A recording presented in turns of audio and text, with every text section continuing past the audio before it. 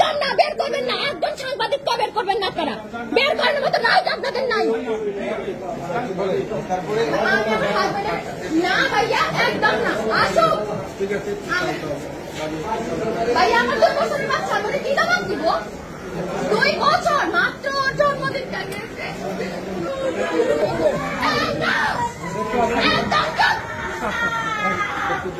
আমার কি আপনি ঠাকুরকে বের করতে চান? বের হবে না,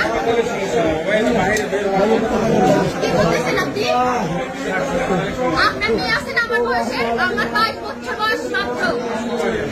আমার জীবনের দাম কি? আমি বাকি জীবন কিভাবে কাটাবো? আমি কবে মারা যাবো তার তো কোনো ঠিক নাই। আমি এতগুলো বছর কিভাবে কাটাবো?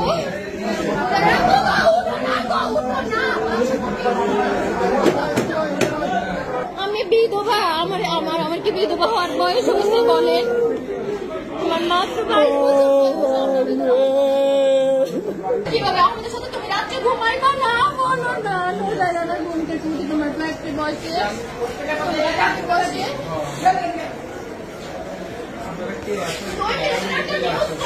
তারপরে তোমার হসপিটালে সব শেষ।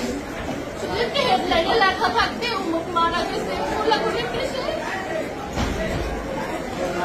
একটু উত্তর দেন না প্লিজ। বাচ্চার ভবিষ্যৎটা কি? আমার মেয়ে ডাক্তার বানাবে বলছে, ও ডাক্তার। আমি অনেক বড় একটা বাসা নিয়ে থাকি, আমার বাসা থেকে বের হয়ে যেতে হবে। আমি ভাড়া থেকে দিব। নুজারা রাখবো, আমরা কিভাবে বাঁচবো? নুজারা রাখবো, নুজারা রাখবো, প্লিজ উঠে যাও না বাবু, উঠে যাও না তুমি। আল্লাহ, নুজারা রাখবো, জানো আমার মা কি বলবে? আমার মা, নুজারা রাখবো, নুজারা রাখবো, উঠো না। আমি না তোমার আজের জমে আম কেটে দিছিলাম।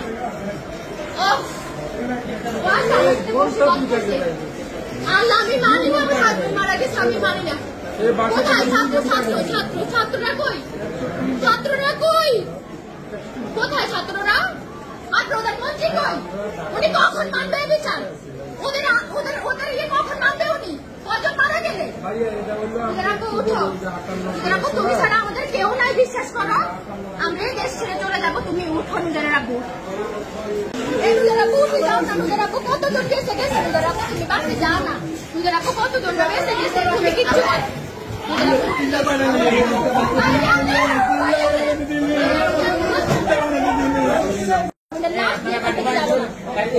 একজন আসুক, আমাকে বলুক আমার হাজবেন্ডের যারা মারছে তাদের শাস্তি দিবে। আমি আমার হাজবেন্ডের লাশ নিয়ে যাবো। আমার হাজবেন্ড বেরোছে 2 ঘন্টাও হয় নাই ভাই। 1 ঘন্টার মাথায় 1 ঘন্টা তাও সেখানে আছে যেখানে আছে। 1 ঘন্টার মাথায় কেন ওকে মারবে? ও কি বাসা থেকে বের হতে পারবে না? বাসা কোথায় ছিল? আমার বাসা রায়বাগ মোহাম্মদবাগ।